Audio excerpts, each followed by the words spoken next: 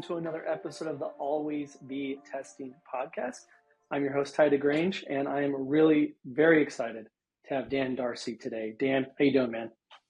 I'm doing great. I'm honored to be on your podcast, Tye, and it's always great to obviously just see you and be with you. Absolutely, man. We've known each other for a long time, and you as in friends and social circles, a little bit in the business world, and it's been a pleasure to get to know you over the years, and you've had an amazing career trajectory and successes that I think the audience will learn from and appreciate.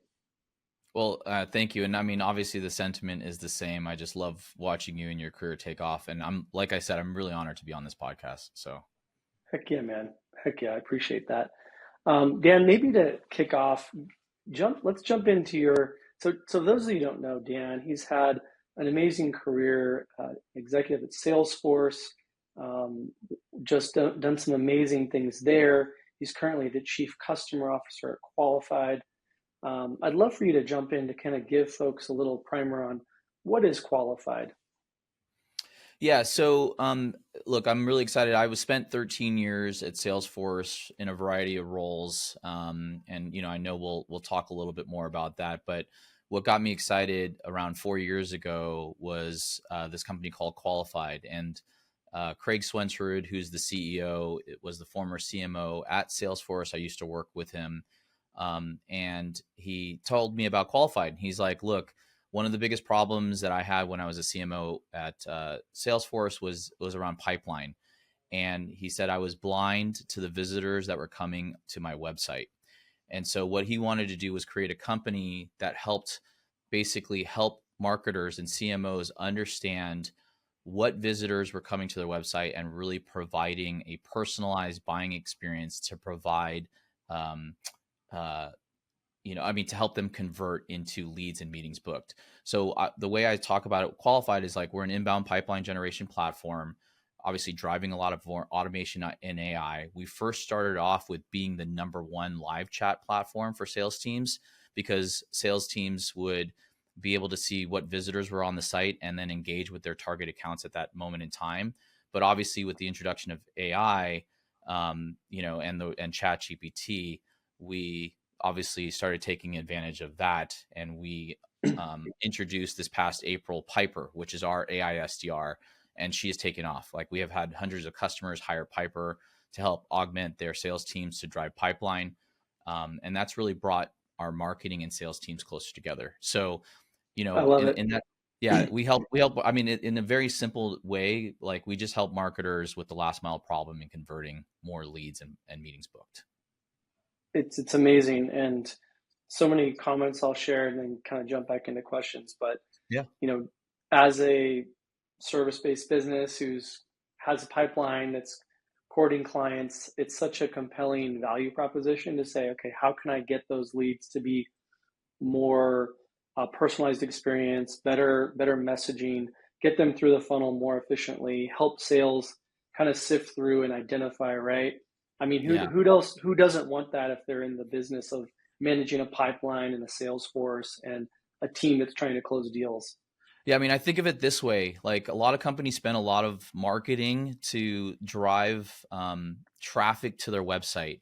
And in the old days, I would say that all you had was a form complete. Someone had to fill out a form. You had to convince those visitors to fill out the form if they wanted to find out more information. And that led into gating of everything. But now it's like, why wouldn't you want to know if your target accounts are on your site? Why wouldn't you want to provide them a more personalized and concierge experience? And I feel like we've helped make the website really now core to a lot of strategies for marketers out there. And that is actually a huge key, is like making the website come alive. And I think that's been awesome in kind of our journey about how we've been driving Qualified. I love that. And it sounds like there's a way, using your technology, you're not necessarily reliant on the old school ways of submitting forms, gathering lead information. You can derive other important signals from the lead to say, hey, this is high intent, high quality lead. You need to pounce on this one. This might be maybe less priority, or maybe you don't have as much insight. Is that accurate?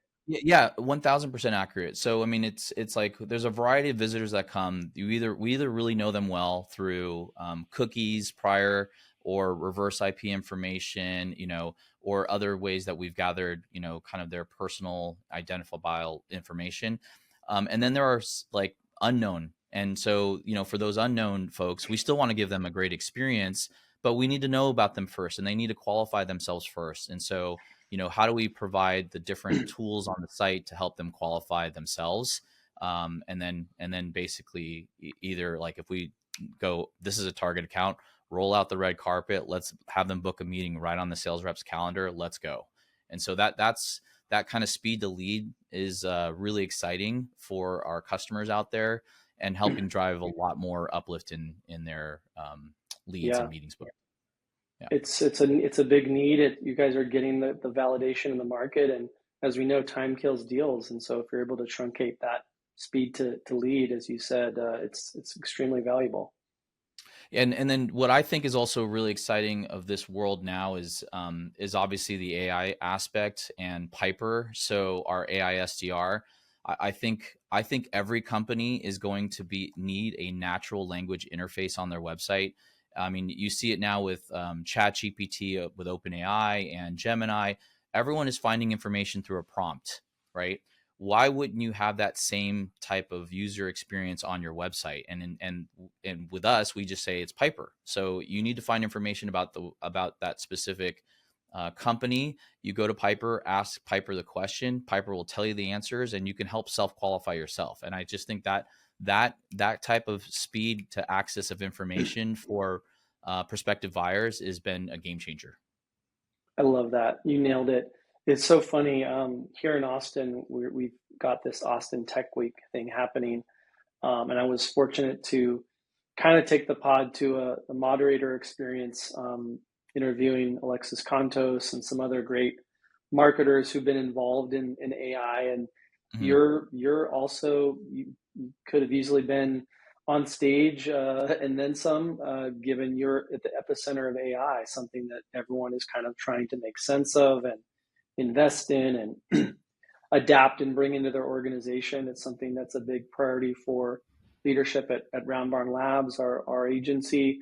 So it's really cool to hear you're tapping into it, you're building it, you're improving it, and you're making that a value add for your customers. Um, I do want to take a moment to apologize to you and the audience because of Austin Tech Week. Our friend Jason Calcanis came in with his big tech money and kicked me out of my pod studio. So here I am on the 15th floor in a closet with poor lighting, but here we are. We're making do. We're on stage anyway in the arena, Yeah, as that's they that's in say. the arena. That's the life of I mean, being in there. And I mean, obviously, what an honor to be kicked out of a studio by JCal, right? Like, I think that's pretty awesome. I'll put it on my wannabe wannabe claims to fame. um, I love that you guys are tackling this with AI, and who better to do it. And it's I'm so excited about the space, and I know people have a lot of questions on it. So let's Yeah. keep rolling along. Um, you're clearly a B2B SaaS pro by every stretch of the imagination. What is kind of your maybe learning or takeaway from kind of where we are, when it comes to tackling like marketing, as a leader and as a customer advocate, uh, when you think about B2B SaaS, like where's it going, and what can you kind of give people a takeaway from, of like how Yeah. to kind I of mean, address that market? yeah, I think, people ask me this all the time, and obviously AI is kind of like we are in the middle of the hype for AI right now, right? That's obviously everyone talks about, but I also think we're in this weird transition phase trying to understand the world of AI. And so I think I mean, you're spot on. I in terms of like education, many companies are just trying to figure out what their strategy is. How do I take advantage of it? I think some of our success has been we've really defined a use case that people can understand. Um, but like where I think things are going, this is really no different than what we've been doing for years past, and I think people kind of need to get past that.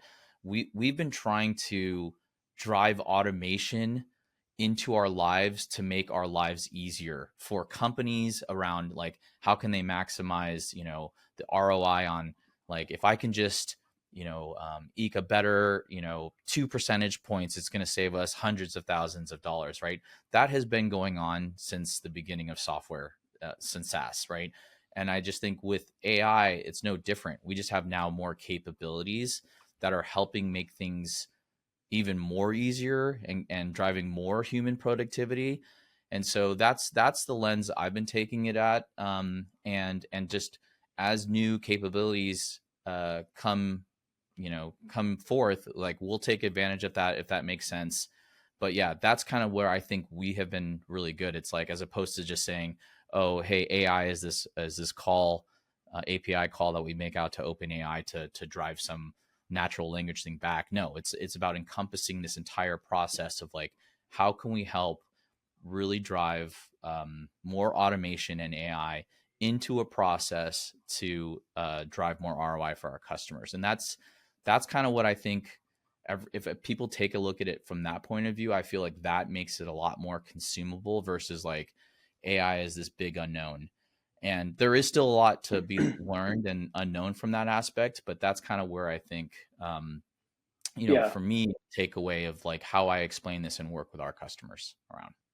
No, I like that. It takes some of the mystery out of it. I think in a lot of the conversations that I've had on this pod with great AI technologists and AI folks that are implementing AI in marketing, and then in the conversation and prep for yesterday's talk, which was well received, it was the principles. A lot of this AI movement has been happening for actually decades, if you think Yeah. about it. And then obviously we had this kind of semi eureka moment with, what was it, November 2022, when Chat GPT and LLM started kind of exploding, and you kind of had the prompt user interface. And it doesn't feel like we're quite maybe at hype of the life cycle yet. It's definitely quite high and maybe almost peak. But I think more importantly, my takeaway from your comment is, like, there's still this, like, blocking and tackling that has to be done, where Yeah. you're always trying to be more efficient. You're always trying to do what's right by the customer. Always trying to up your marketing game and your pipeline game and your sales game. And I think you nailed that. I think that doesn't necessarily change drastically how you approach growth or effective, successful B2B SaaS businesses, which you're intimately knowledgeable of. Yeah. Yeah, that's I think that's a good takeaway for people. And this came up a lot in just a lot of different conversations. And it takes a little bit of the, like, oh man, I'm FOMO out. I'm FOMOing here. Like, you can build these things, you can add them. Um, Yeah, I mean, there's and definitely a lot of go ahead. anxiety out there. No, there's definitely a lot of anxiety out there with AI, and I just think about it as, like, you know, uh, how can I just, what I'm currently focused on today in my current workload, in my current life, what are the processes that I can improve with better technology, Yeah, right? yeah, Call it AI, call it whatever the next trend is going to be. Before it was yeah, mobile, right? And then, yeah, like, and yeah, so, I'm obviously old enough to, like, be at the forefront of SaaS, with Salesforce early yeah. back in the day, and we had to convince people to move to the cloud, right? And I feel like Hmm. everyone's pretty much there, right? And so now it's Yeah. like, how do we make folks move into this new world of AI? And what does that actually really mean? Because it's a pretty nebulous term. It's nice to simplify for humans and for people, and it allows a clear message, and it takes some of the mystery out of it, which I think you've communicated well here. I think it's a nice way to think about it.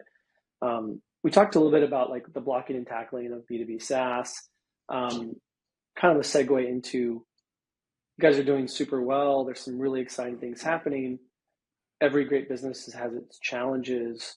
What are some of the things that you and the team are trying to solve for and improve right now?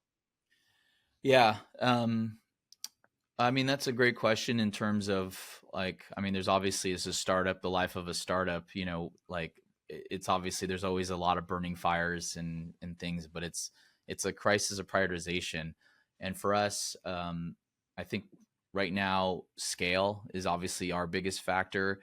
we're just coming out of the downturn, right? And we're seeing a lot of interest in Piper. So it's like, how do we, bring more people on board to qualified? We're growing obviously fast, so it's like, how do we get more Piper out there into the world? And that also takes on, when I think about it from my perspective, my team's responsible for the implementation and success of Piper. So it's really getting a lot more enablement to my team, and I think that's a lot of the things. There's a lot of customers that ask questions, as obviously you're talking about it too at your conference at Tech Week. Um, and like, that's it. It's like, scale. How do we do more with less? Because we're still like, we want to grow.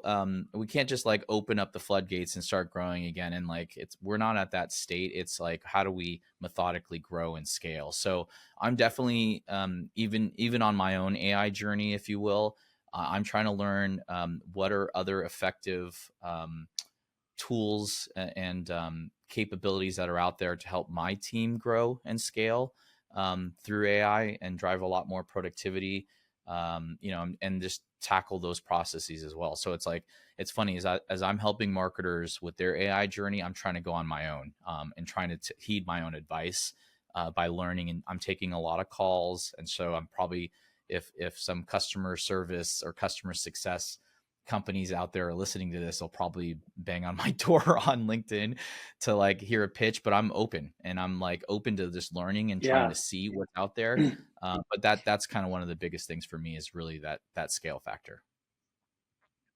that's amazing. Yeah, I'm excited to help qualify grow any way I can and through our networks. And I know you guys are already on a road that's quite exciting and successful. And it's always, there's a blessing and a curse to that. Having startup challenges and just having startup, it's not an unlimited resource, and it's never unlimited, even at a large company. And especially in this climate, it kind of forces that a little bit of the paradox of choice, scarcity mindset, where it's like it almost helps you, because it's like you can't do it all, but you have to prioritize what's going to be most effective for your success and your customer success and your growth. Yeah. I imagine that's not easy, but one that I know you're up for and working on with your team. Yeah, exactly. We talk a little bit about kind of the challenge of category creation and how that's so critical for B2B SaaS. You've obviously lived through it intimately with Salesforce. How are you kind of thinking about that in the current role and generally speaking? Yeah. With the way I think of it, like category creation, it's obviously a very hard thing to do, but I really think of it as the baseline is just education. There's so many categories out there, right? Every company has a different use case they're trying to solve, and they become, everyone's a special snowflake, which we all understand. But there's just so many categories out there. I think we're just trying to make it simple for our buyers and customers to understand kind of what we're talking about. And Mm-hmm. so obviously, you hear right now with the world of AI, especially Salesforce launching Agentforce, which is really exciting because there's a lot more. It's helping create more of the market for agents. We call it ours a worker, right? And we named her Piper the AI SDR, and somehow AI SDR is just taking off. And I think it's because it's like people can understand and see what role an SDR does and plays in a lot of companies, and everyone defines it differently. It's like, at Salesforce, we define an SDR as being an inbound person, and then business development reps, or BDRs, were outbound reps, kind of trying to drive more pipeline.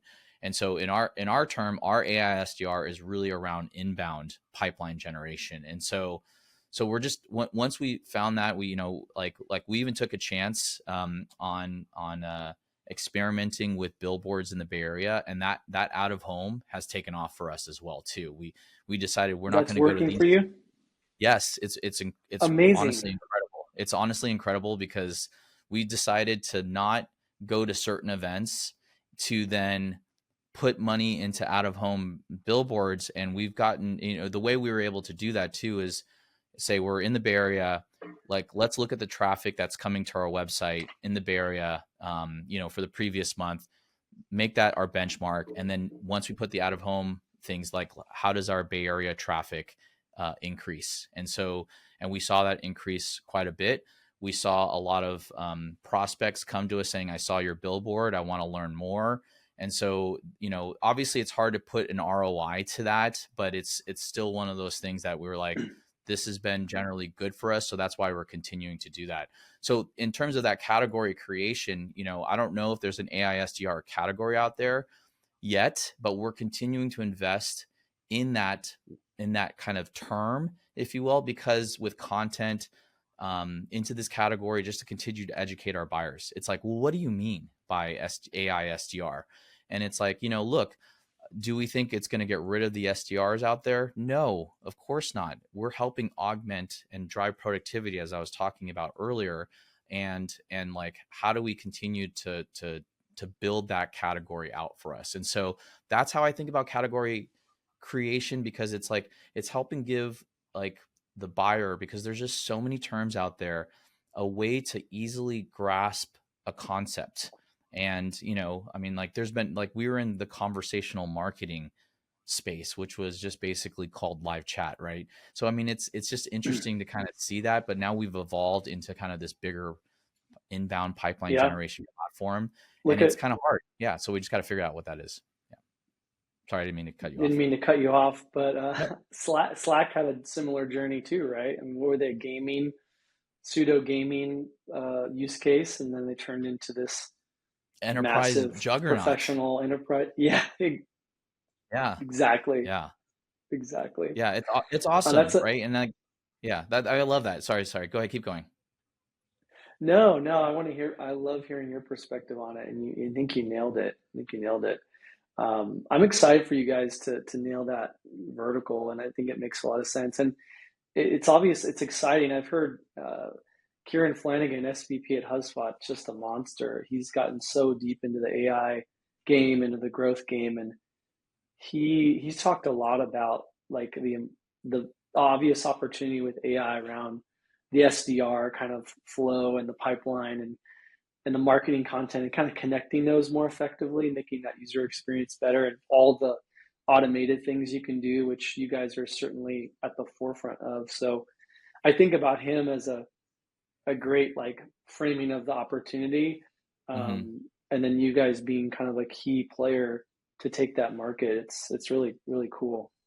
Yeah. Again, I go back to the first principle, which is we're just trying to automate a use case that's been mundane for a lot of folks out there and try to make it better. That's all. So There you go. And that simplicity is really important. I think that testament to your leadership, and I think people need to be reminded of that.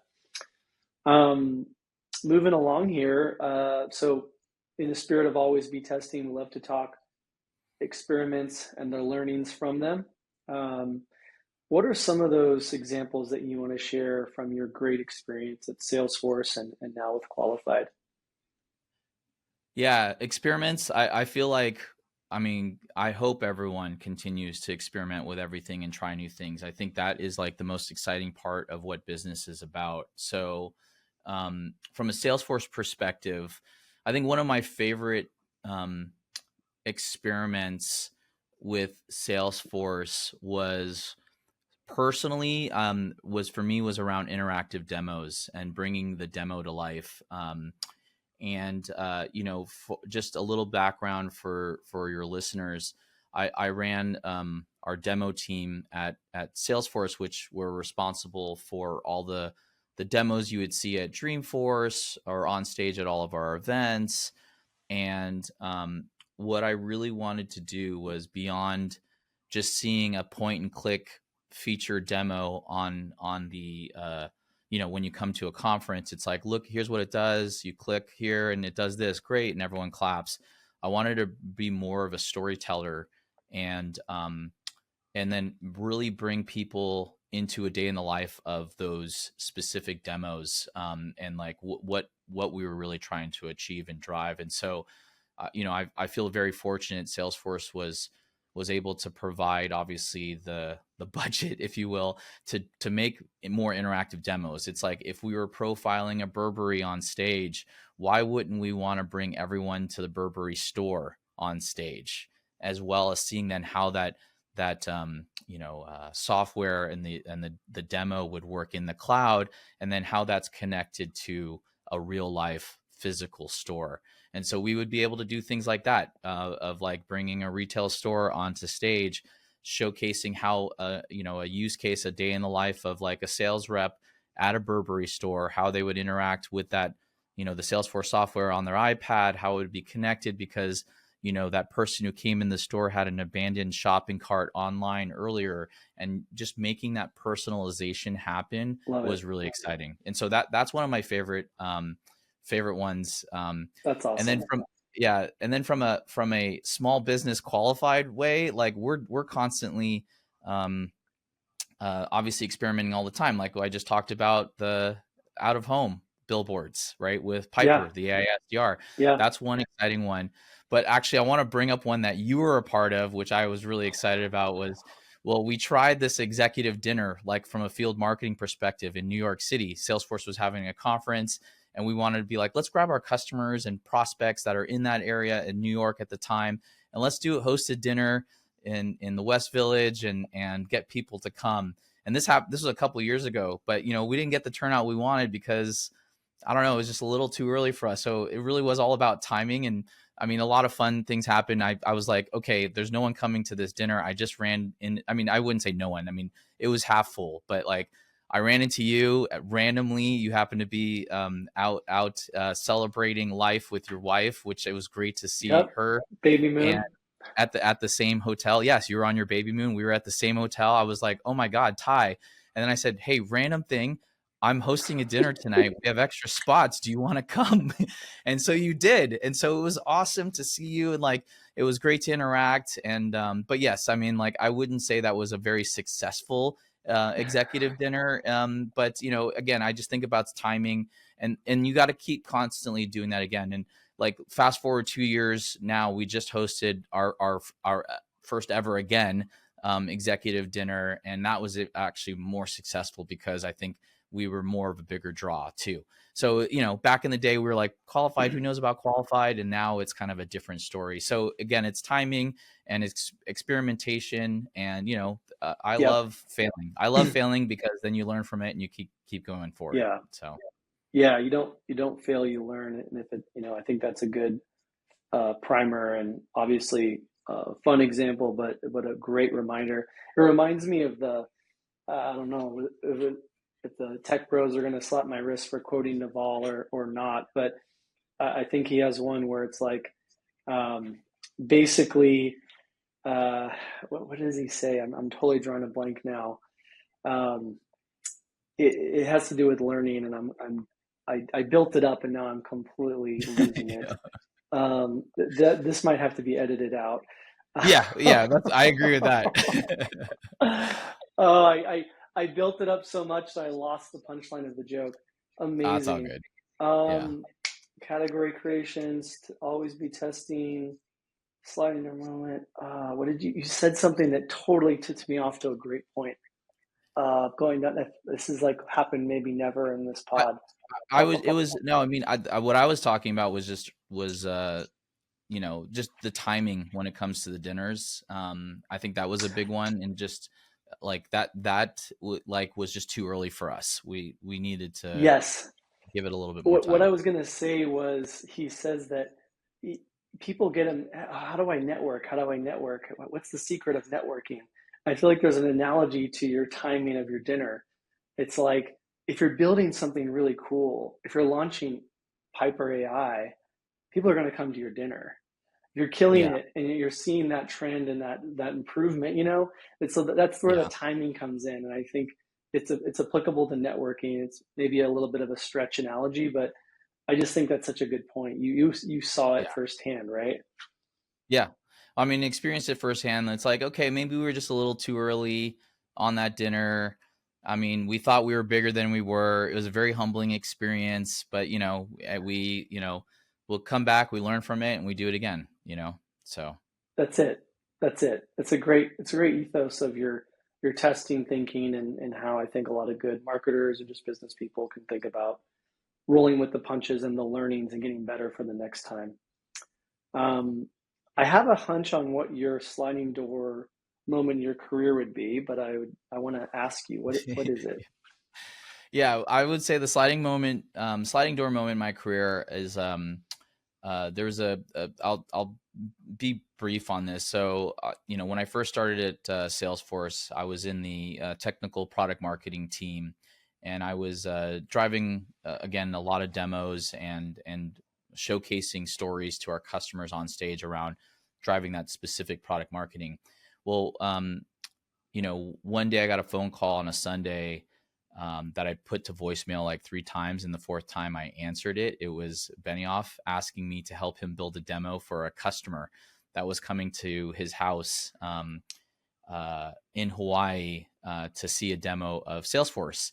And it was the CEO of Toyota and all of these Toyota executives. And at the time, for folks that were there, Toyota had gone through a major recall, and the CEO of Toyota on their brakes, and the CEO of Toyota had to go before Congress and apologize for all these brake failures, and that was a lot of embarrassment. And so they were looking for ways to revamp their brand, use more software to transform them into a new world. And so they naturally thought of Salesforce. So Mark called me and said, Dan, I need you to build a demo. And at the time, Chatter was a very big uh, product that we just launched, which was basically, like Slack embedded into Salesforce. Right now, obviously Slack is the much I better remember. product in that regard. But like Mark was like, Dan, I need you to build me a demo.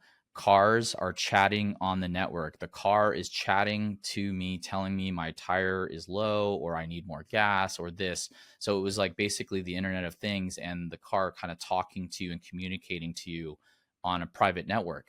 And let's call it Toyota Friend. And so I was like, what the hell does that mean? But obviously, again, what I love is learning, leveraging new technology and thinking about this new world of like back then in 2010, it was around IoT, it was around social being within business apps, et cetera. And we called it Toyota Friend. And so my team and I, we built that demo, went and presented it to the CEO of Toyota. And Mark loved it so much. He goes, I need you to build that again and come with me. We're going to go to BMW next week. And then that kind of basically started my career with Mark, just traveling with him around the world. And I was very honored to be part of that. And I can't tell you enough how much I have so much gratitude to Mark for that. Pretty much that moment right there changed my life.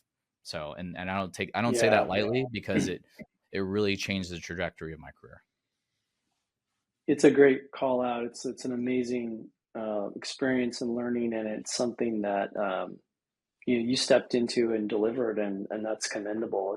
It's not many, and you teed yourself up with the work you did to get that call, and it's just amazing, man. That's awesome. Thanks. I appreciate it. It Um, was a lot of fun. I mean, I had a lot of great people and mentors along the way that helped drive that too. that's awesome. I love it. Maybe jumping to the thought of Mark for a second. What was maybe like a learning or a story that you recall that you want to share that's maybe specific to your learnings with Mark? Yeah. I mean, I think one of the things that I take from Mark from a learning perspective and kind of what I bring to my job today is as a chief customer officer is how much he was so customer centric. He would go on the road quite a bit, learning from customers, explaining kind of new things that were happening in the world. And so, again, like I said, with that Toyota friend, he goes, "I want you to come with me to BMW." That started off a world tour of actually going on the road, talking about social being in your business applications, and how can you get your records and your information coming to you and streaming to you through signals to help you do a better job. And I mean, people thought of it as like, oh, why would I have Twitter inside my business apps? So we would go around to a lot of the CIOs, a lot of the top enterprise companies around the world. A lot of them thought we were awesome and loved it, but a lot of them also thought we were crazy. and was like, what are you talking about? That's so weird. Why would I have a Twitter inside my business application, right? Obviously, we see Slack today. We saw Chatter. We had Yammer back in the days as well too. Um, but what I love about that was just like he got out there. He was, feet on the ground, like out there with the customers in the trenches, in the arena, which is why I love that term that you used. And he was talking to customers and getting their feedback, and then he was then going back into the company and changing things as he learned from customers. But what I loved about that even more was that 5 years later, we go back to those same CIOs and they're like, I thought you were crazy with that Twitter thing, but like you guys were awesome and genius. And I love Salesforce for that reason. You guys are continuing to pull us into the future. And so I took that as a huge learning from Mark of like, how do we help our customers and pull them into the future, and think about that. And that's no different right now with Piper AI SDR. And like, how are we bringing our customers, our CMOs out there and marketers into the future of like, how do we leverage AI? And so that's kind of like how I think about it. And that's what I get so passionate and worked up about. That's what I love about what I learned about Mark. I am literally writing that down because it's that powerful, and the audience should too. I genuinely think you've seen some amazing things on the front lines. I've been really lucky and fortunate, kind of being in parts of the epicenter of tech, and certainly like you, but what an awesome learning and what an amazing experience. And I just had to jot that concept down. You've got this category creation thing. You've got this literally watching people be pulled into the future, which is a great comment, great line. It's phenomenal. This is, yeah. I mean, and it's no, there's no secret sauce to this. It's literally just getting out there with the customers, hearing the feedback, and and depending like who is your ICP of the customer, right? Like if you go to an SMB, they'll say different things than an enterprise. So you just got to think through that, and yeah, like who's the audience you're talking to, and like how are you helping them. So love it. I just think that has been so, you can't replace that at all. AI is not going to replace that customer face to face Uh, interaction ever. that's another one liner that's going to stick. That's spot on. A little bit of a bonus question, just for my curiosity. What are you finding when you're so, customer development is so important for you, so important for Qualified. Like, is there something maybe you're doing now? Like, are you trying to say, hey, I want to talk to so many customers ever so often? Are you getting certain feedback loops from them now? I guess Yeah, I'm I mean, curious to tie I it back to kind of your yeah, exciting no, vision for it's Qualified. it's a great question, because I think about this quite a bit. Like I love, from a process perspective, I try to hold myself accountable to being a part of, we have QBRs that happen. And I try to be with, if there's an exec on it, I'm going to be there. And so I try to hold myself to being in front of the customer a certain percentage of the time. That's one aspect. I've instrumented every single part of our customer journey to drive signals to me personally and our executive team. And we call it the not being blind sheet. So we don't want to be blind with our customers. If I see that, it's almost like um, how when you take your car in for a tune-up and they give you this sheet that says, here are all the red, yellow, green things across your car of like what you got to do. That's how I think about our companies, our customers that we talk with. I'm always running diagnostic checks on our customers, and I have a score that comes to me going, are these customers good or bad, and like what's happening, or did something change in the last week that is like I need to know about. So it's like all of these signals, like did a new management team come in play, like, and so how can I get in front of them to talk to them about the value of Qualified. I'm just always thinking about constantly, like, how do I get in front of talking to people, and helping them understand like our capabilities, and like, and meshing it with their values and like their goals that they're trying to achieve. And so that to me has been really important. So, I do both. It's like I do the manual side of things of like just joining these customer calls, and then Yeah, I do the and then I do the like the the digital thing, which is really around the data that's streaming to me. So because I'm extremely data driven in that respect, and so I feel like between love those it. two, like And then I have a great leadership team. That's the other thing. I have an incredible customer success team. Like, I would say they are the number one customer success team in the industry. I'll stand by it 1,000%. And, we call them qualified success architects. I have an incredible support team as well. These success architects care so much about our customers that they feel like an extension of their team. And that's what makes me so proud. If you go to our g2.com review, we'll have over 1,000 5-star reviews where they're calling out the names of my team in their reviews. And I couldn't be more proud. Like, so that's what I'm like. Yes, like, you can talk about my leadership, but I want to just give I bow down to my team because they are the best. Like, and I can't, hands down, will fight anyone who say different, And so that's one of those things. So thank you for letting me monologue on that a little bit, because I really want people to know that my team is what makes our customers amazing. Yeah. I'm glad I asked the question, because it hits near and dear to my heart, and it's kind of what I'm striving for, what we're striving for in a similar way. We're really only as good as our team, and our leadership team, our COO, our directors, our account managers are the lifeblood of it in so many ways. And, and not to be cheesy, but like hearing you speak in those terms, it's like firing me up to be like, all right, where do I sign? Like, I want to get involved in, like, literally use your product, which is, I don't even know if we're in your ICP, but we'll talk offline about that later. You've kind of dropped so many knowledge bombs today, Dan. This has been phenomenal. Let's bring it down the home stretch with some fun personal questions. Awesome. What's an item you've bought that you want to just rave about and tell the audience that you just can't live without, or you want to tout right now?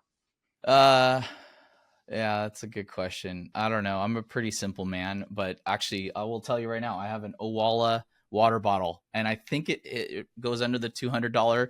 But like, for them to get me to buy a water bottle for this expensive, it's pretty awesome. And I carry it with me everywhere.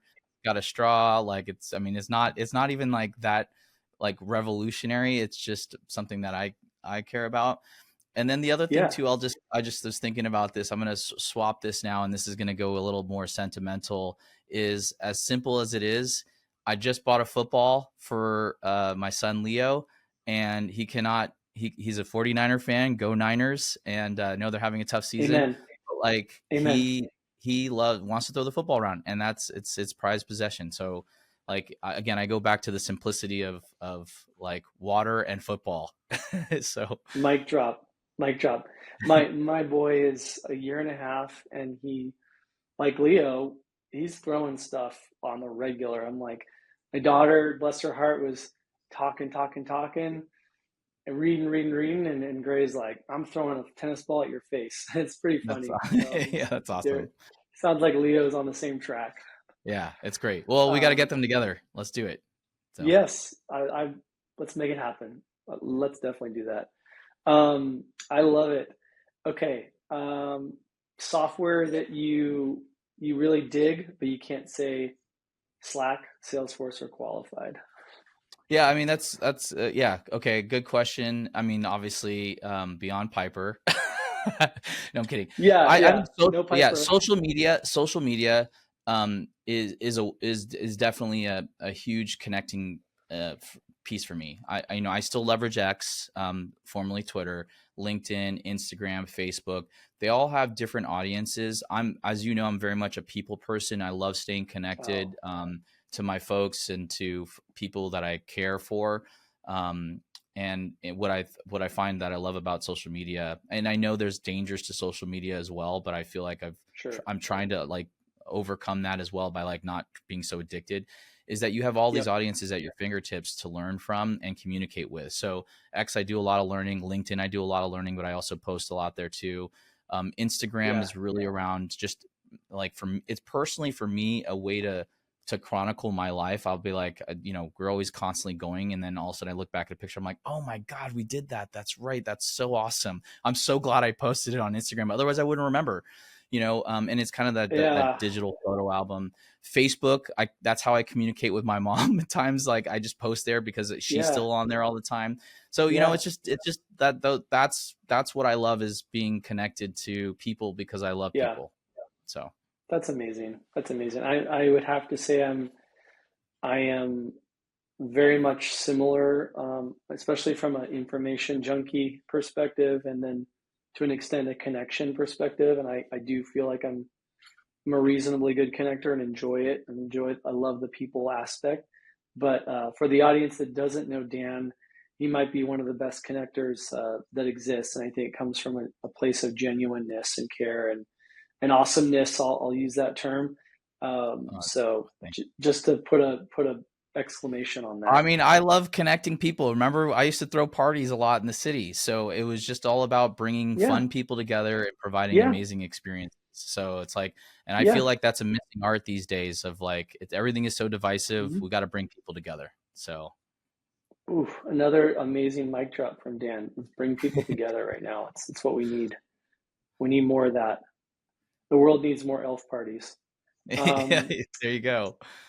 um, Speaking of party, random fun, little tidbit, fun fact that maybe people don't know about Dan. Yeah, I'm a little embarrassed by this one. I'm obsessed with Bravo and all those reality shows, and I just can't keep up with all of them. I know that's Real kind of silly, Housewives? but I mean, I can't No. get into that show as much. I mean, Okay, but good. when it's on with my wife, she'll fill me in on the drama, and I think that's kind of why I like it. Is like, what's the situational drama that's happening at this point, and like what's going to happen. And so sometimes I think the Real Housewives is way too dramatic and kind of unrealistic at times. But like, you got other shows like Below Deck, who like, where you going on a sailing yacht and there's a lot of drama that's there, or obviously the Vanderpump Rules, like all that fun stuff. So, Oh, so that's yeah, great. yeah, Your stock just went up in Blaine's yeah. size, You can that's for find you can sure. find me in the Bravo channel in our Slack team, kind of in it with the best of them. So We need to do a better job of subsetting our Slack channels. Now that you've said that, we need to be way more specific. That's well done, well done. That's really funny, and appreciate you leaning in and sharing that with us, Dan. of course. You've absolutely kicked butt on this. This has been a pleasure. I can't Thank you for can't say having how me. much fun it was. For folks that want to connect with you, where's the best place to do that? Yeah, LinkedIn, right? I mean, I'm also on x.com. You can find me at Dan Darcy, but LinkedIn is the easiest spot. Dan Darcy. I'm really communicative on there. And I mean, like, I'm open usually to conversations with folks. It just depends on kind of my timing of things, but I would love to connect and have great conversations with people there. And Amazing, by the way, Dan. It's always a last thing, pleasure. yeah, thank you so much for having me. This was so much fun. And I mean, what an honor. And obviously, I love you as a friend. So thank you so much for having me. Thanks, man. It was a pleasure, a blast. Talk Class. soon. Okay. Thanks, All right. Take everybody. care, bud. All right. See ya.